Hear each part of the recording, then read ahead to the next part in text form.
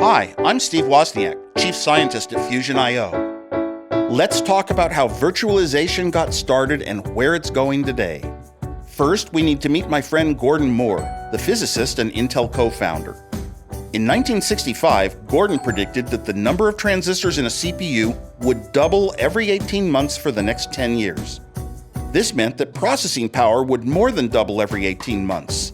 At the time, this seemed unbelievable, but it proved to be true, and CPU performance is still improving at these rates even today.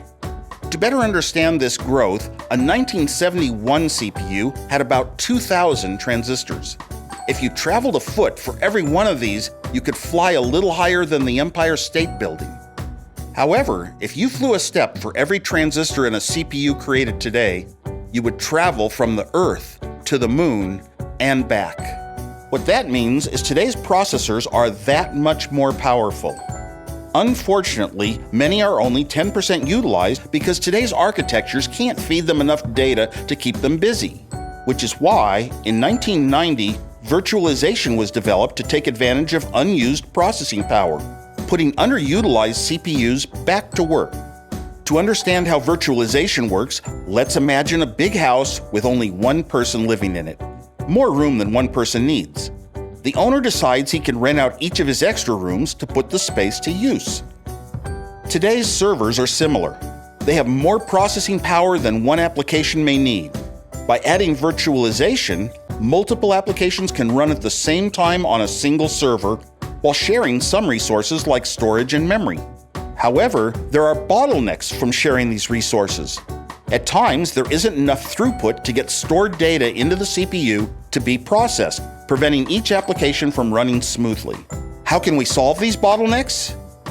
Let's revisit our house with 8 roommates sharing some common resources like the kitchen or a bathroom.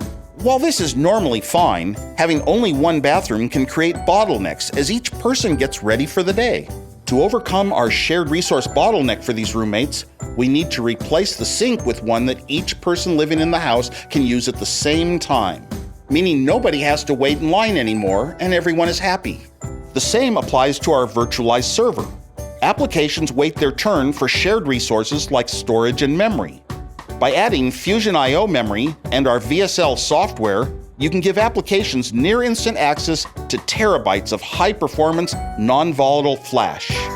To learn more about how you can eliminate the wait in your virtualization environment or run 10 times the number of virtual environments on your server, visit www.fusionio.com/virtualization.